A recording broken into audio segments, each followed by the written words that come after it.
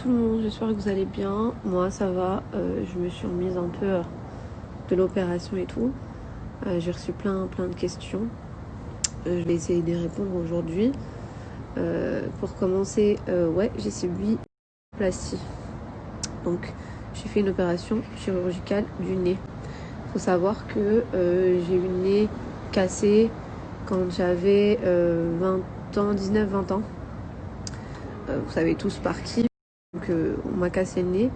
Et donc j'ai eu une bosse qui est venue se loger à gauche de mon nez. D'où le fait que quand je me retournais de mon profil gauche, j'avais le nez, j'avais une bosse sur le haut du nez et pas du droit. Donc suite à ça, j'ai eu une déviation de la cloison nasale, beaucoup de complications pour respirer. C'est pas parce qu'on n'en parle pas que ce n'est pas vrai. Voilà, je vais pas vous parler de mon nez tous les jours.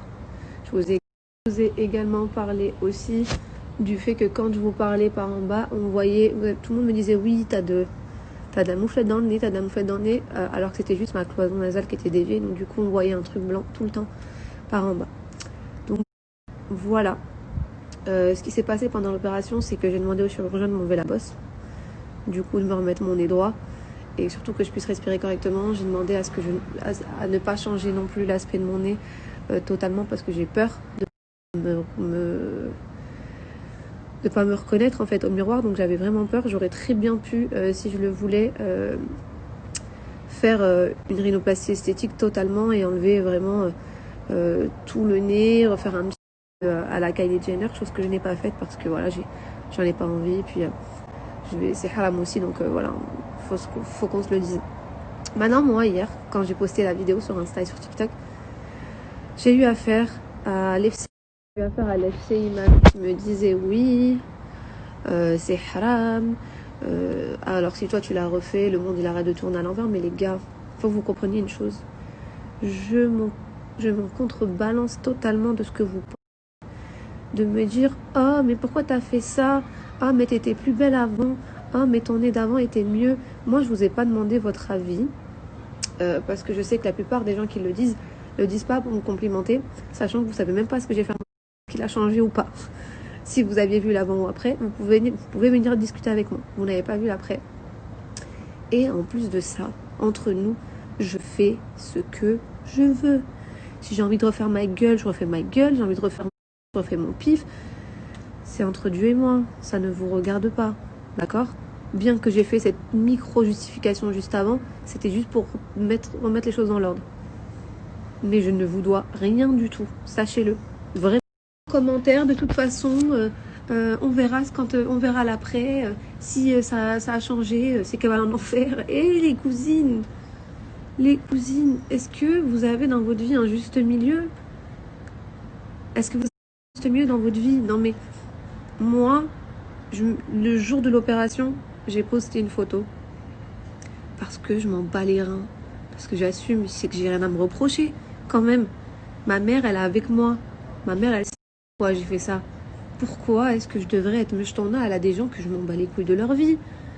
Est-ce que vous comprenez où est-ce que je veux en venir ou pas? Donc, on va voir quand elle va enlever son... on va voir rien du tout. Ta gueule, on va rien voir du tout. On va rien voir du tout. Je vais enfin bien respirer. Déjà là, je viens de nettoyer, je viens de mettre mes pommades. Cette nuit, j'ai réussi à dormir et en respirant par mes 2 narines, sachant que je vais me faire opérer. Mais vous savez même pas le bonheur que c'est. Vous savez pas le bonheur. Donc, pour parler plus au niveau de la chirurgie, donc je me suis fait opérer vendredi, le jour de mon anniversaire. J'ai subi une rhinoplastie ultrasonique. Donc là, je commence un tout petit peu à gonfler des yeux. J'avais pas du tout de gonflement. C'est parce que vraiment, je dors très très peu là, ces derniers jours. J'ai dû dormir cette nuit 3-4 heures et redormir ce matin. Et pareil, la nuit de l'opération, j'ai pas dormi du tout. Parce que j'avais du mal à respirer. J'avais très mal à la gorge quand on m'a intubée, donc j'ai très mal à la gorge. J'ai encore très mal à la gorge, j'ai beaucoup de sang qui sort quand je tousse, mais c'est normal. Je prends mes médicaments en temps et en heure. Donc en ce qui concerne la rhinoplastie ultrasonique, c'est une chirurgie esthétique dans laquelle en fait on n'a pas besoin de venir vous casser les os. Et donc si on ne vous casse pas les os, vous ne ressortez pas avec des bleus pendant 1 mois, vous êtes complètement défiguré du visage et tout. C'est pour ça aussi que j'ai fait cette technique là, parce qu'en fait on vient uniquement travailler avec des instruments en vous ouvrant que cette partie du nez. Donc j'ai aucune autre cicatrice à part là. J'ai rien d'autre. Sur le nez au-dessus, c'est une attelle pour la tenir droite le temps que je cicatrise pendant une semaine. Au bout d'une semaine, j'enlève déjà mon pansement. Donc c'est pas non plus une super grosse chirurgie où vraiment je me retrouve gonflée et tout. Évidemment, ça fait un peu mal. Au niveau du nez, j'ai pas très mal, sauf là aujourd'hui. Après avoir nettoyé, j'ai un petit peu mal au bout du nez. Mais sinon, depuis que je suis sortie, j'ai pas du tout mal au nez. J'ai vraiment mal derrière, dans le palais, la gorge, au niveau de la respiration, ça brûle. Et aussi, franchement, le pire de tout, c'est que j'ai pas le goût. Et ça, c'est horrible parce que j'ai 24 ans envie de manger des trucs. Et tout ce que je fais, c'est de me faire du lait au miel. Je sais pas si vous vous rappelez, je vous reparlerai aussi du miel du Yémen qui est en train vraiment de me faire beaucoup de bien à la gorge aussi. Je prends l'arnica, je prends mes médicaments, mes antibiotiques et tout. Voilà, je vais très bien. Alhamdoulilah ya Rabbi. Moi je fais cette story déjà pour rassurer les gens qui m'apprécient pour de vrai et qui me suivent pour de vrai et qui ont pris le temps d'attendre que je m'explique et tout, même si j'ai à m'expliquer personne. C'est ma vie, c'est mon corps, j'en fais ce que je veux. Je sais ce qui est haram dans la vie, ce qui n'est pas haram dans la vie. Je sais pourquoi je l'ai fait. Je sais aussi que j'ai une nez déformée, une nez cassée. Et ça, c'est le principal. Ça qu'il faut que vous vous mettiez en tête, c'est que c'est le principal. C'est qu'en fait, on fait ce qu'on veut. C'est pas parce qu'on est sur les réseaux qu'on accepte de vivre comme vous l'entendez. Les couilles, vraiment, je le dis vraiment. J'en ai rien à foutre. Je fais ce que je veux. Ça, il faut que vous entrez dans votre tête. Je m'en bats les reins de votre avis. Je le répète et je le répète. Je m'en bats les reins de votre vie et de votre avis. Évidemment, vous le prenez comme vous le voulez, hein. Vous le prenez comme vous voulez. Vous ne payez pas mon loyer, vous ne payez pas mes courses, vous ne payez pas mon essence, vous ne contribuez pas à ma vie. Si ce n'est qu'à part critiquer et me donner un peu de power sur les réseaux, c'est la seule chose que vous faites de bien. Ce qu'il faut que vous sachiez, c'est que j'ai pas l'impression en fait, tous les jours, les gens sont là, ils me dénigrent tous les jours. J'ai parlé toute la nuit avec un pote à moi qui est sur les réseaux.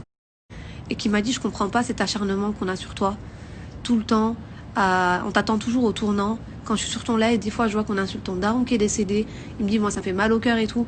J'ai dit, je m'en fous. Je me suis forgé une carapace. Ça fait bientôt 4 ans que je suis sur les réseaux. Si je me forge pas de carapace, je fais quoi? Je pleure à chaque fois que vous me dites quelque chose? Bah, pas du tout, en fait. Donc maintenant, qu'est-ce que je fais? Positive? Je m'en fous. Dites ce que vous voulez. J'en ai rien à foutre. C'est mieux. Donc voilà, après le fait qu'on m'attend tout le temps au tournant, qu'on s'acharne sur moi, je vais prendre ça pour un compliment. Parce que on peut pas être aimé de tous. Et de toute façon, ceux qui te donnent le plus de force, c'est ceux qui ne t'aiment pas. Et donc en soi, je me dis tant mieux, heureusement que vous êtes là. Donc voilà. Mais j'avais oublié, je savais pas qu'Instagram c'était devenu Aden Pro. Je savais pas que TikTok c'était devenu une application de hadith, parce que ça, vous foutez quoi sur ces applications si c'est pour venir faire? Parce qu'il y a des gens qui disent, ah non mais on te fait un rappel. Ah non, on fait pas de rappel. J'ai fait une vidéo où on me voit avec un pansement, on ne sait pas ce que j'ai fait, on sait pas qu'est-ce qui s'est passé.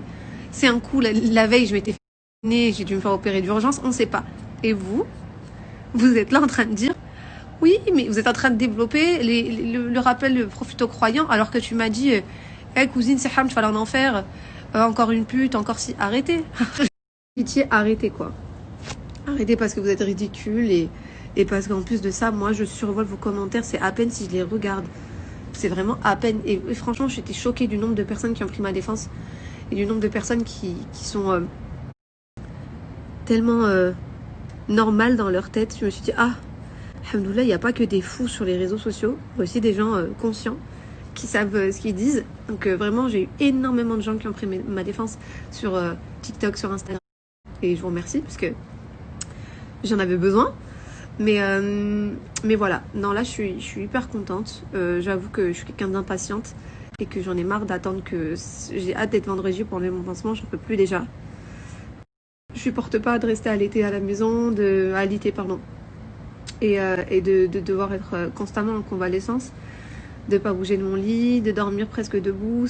Pour cette nuit, j'ai dormi un peu couchée, mais à part ça, ça va, quoi. Pour tous ceux qui m'ont demandé, je me suis fait opérer par le docteur Gerbeau, qui est un des meilleurs chirurgiens de France. Je ne suis pas partie en Tunisie, je ne suis pas partie en Turquie. Je me suis fait opérer à Paris. C'est un chirurgien qui a été au top, qui s'est occupé de moi du début jusqu'à la fin. J'étais sûre que ça y est, là, il fallait que je passe ce cap et que je me fasse opérer parce que j'en pouvais plus. Mais il était très rassurant.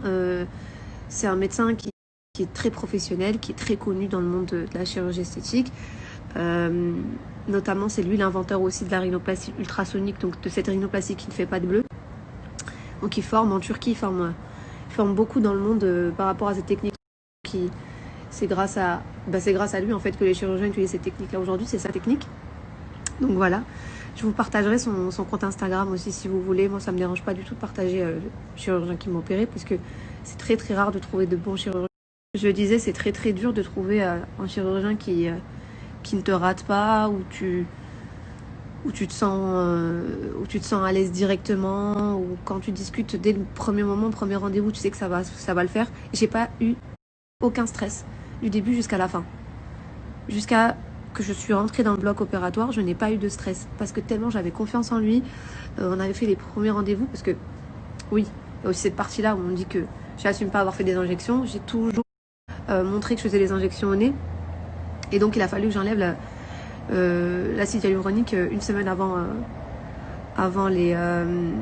l'opération. Et c'est pour ça que les gens se sont habitués à mon nez avec l'acide et m'ont dit « Ah mais non, mais toi, bien ». Oui, mon nez était bien. C'est vrai qu'il était droit, j'avais plus de bosse, mais le problème c'est qu'à l'intérieur, je respirais quand même pas. Donc j'ai décidé d'enlever l'acide hyaluronique et d'aller directement me faire opérer. Et donc, dès le moment où on a enlevé l'acide hyaluronique, on a vu directement la différence. Et moi-même, carrément, j'en avais oublié mon nez entre guillemets d'origine, qui n'est pas d'origine, mais j'en avais carrément oublié mon nez parce que avec les injections, ça fait déjà plus d'1 an que j'en fais dans le nez et que il vient plus évidemment de son nez d'avant, parce que je suis pas quelqu'un qui se prenait en photo de profil et tout. Mais je vais vous montrer quelques photos de mon nez de face et de profil et tout pour que vous voyez un peu. J'ai des photos après la chirurgie que le médecin m'a pris pendant que j'étais encore endormie. Je les posterai pas maintenant. J'aimerais bien d'abord terminer ma semaine de convalescence, terminer de me reposer. Là, je suis sortie un peu dans le balcon pour prendre l'air frais parce que ça fait 2 jours que je suis enfermée. Je ne pouvais plus. Et voilà, je vais essayer d'aller au salon de coiffure pour essayer de laver mes cheveux parce que je peux pas aller sous la douche. Et du coup, je commence à avoir des nœuds. Je vais ressembler à E.T. dans pas très longtemps. E.T. Pourquoi E.T. Hein? Bref. Donc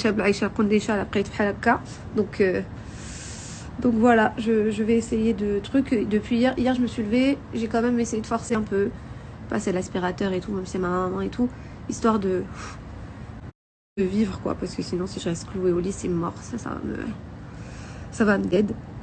Donc voilà, je suis grave contente d'avoir pris le temps de vous faire cette petite story. Évidemment, je vous ferai une vidéo explicative un peu plus précise sur Instagram, où je vous parlerai vraiment bien de tout. J'ai tout filmé avant l'opération et le jour de l'opération et tout.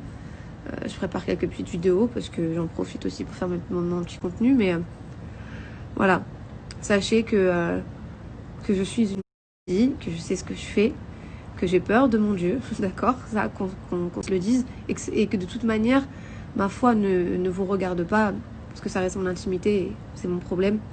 Les gens qui me connaissent vraiment le savent. Ceux qui me connaissent pas, je m'en complètement les reins de ce qu'ils pensent de moi. Le principal, c'est que les gens que j'apprécie, qui m'entourent, le savent, et c'est tout.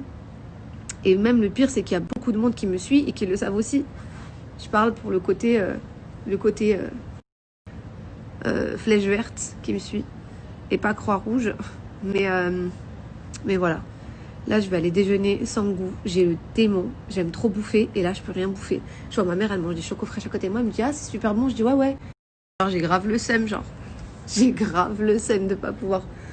En plus, putain. Je peux pas grignoter. Quand je bois de l'ice tea, c'est comme s'il n'y avait pas de goût. C'est horrible. C'est horrible pour une fan de nourriture comme moi. Ma mère, elle m'a fait du poisson et tout hier. J'ai mangé, j'avais pas de goût.